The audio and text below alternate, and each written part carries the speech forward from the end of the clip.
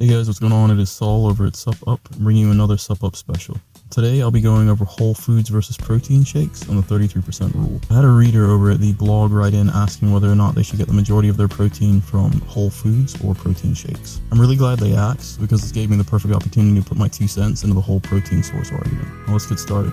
There's been this never-ending debate of whether it's better to get your protein from whole foods or protein shakes ever since protein powder became readily available on the market for as long as I can remember. Well, the greats like Arnold Schwarzenegger were able to still build impressive physiques without the use of protein powders. Both powders and whole foods in today's era have their time and place. Now, if you read SUPP UP Noble Whole Food Military Nutrition on the go, you already know that in terms of portability and bioavailability, protein powders and the long list of portable whole foods mentioned in Chapter 1 reign supreme when it comes to getting that quick but filling protein hit. And if you haven't bought the guide yet, well, you know what to do. The link is in the description below and up on the screen. Now, the internet has enabled people to freely voice their opinions, and you'll find an abundance of varying arguments, from some saying that protein powders aren't a food at all, which is absolute bullshit in my opinion when looking at it on a nutritional perspective, and others on the extreme opposite end of the spectrum saying that you can get all your protein from shakes alone. I've always been a firm believer that balance is key, something many of my dedicated followers and readers have learned and know about me since I authored the SUPP UP guides a while ago. So here's my 2 cents. If you're going to drink protein powders, you mainly want them to be centered around your workout nutrition. That is to say, pre, intra, and post-workout. By the way, I've got YouTube videos on some great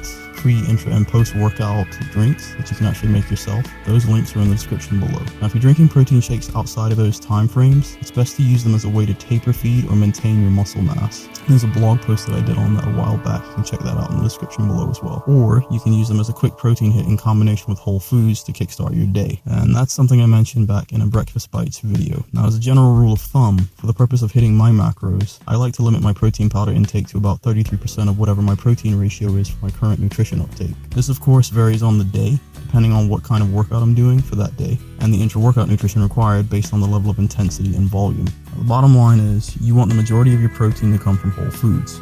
This is largely because when you get your protein from a whole food source, many of times you can kill 2 birds with 1 stone, as with the right foods you're able to also fulfill part of your fat intake requirements, as discussed in chapters 4 and 5 of SUPP UP Noble Whole Food Military Nutrition on the go and SUPP UP Noble Whole Food Military Nutrition at home, respectively. To give you a good example, this is a photo of a typical breakfast that I have in the morning. Healthy fats, among other things, are what make those muscles of yours grow and grow and grow. It's not just protein and fats either.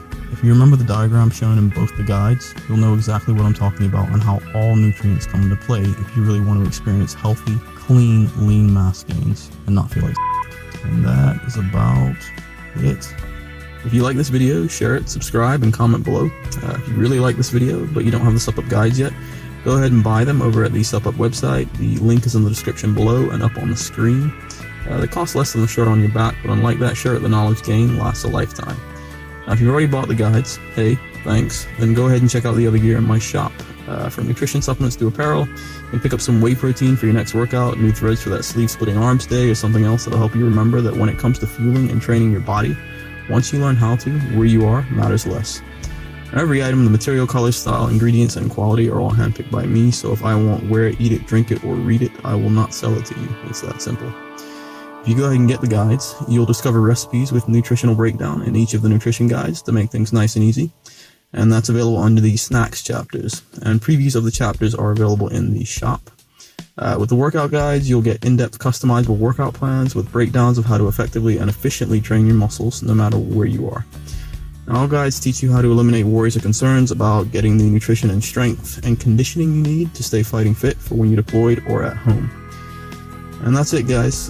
Drop by next time for another great video to add to your workout and nutrition arsenal. And most importantly, stop doing guesswork. Start making the necessities of your life easier. Because if you know how to fuel and train your body, where you are matters less. That's it from me. Have a great week, weekend, whichever. Peace.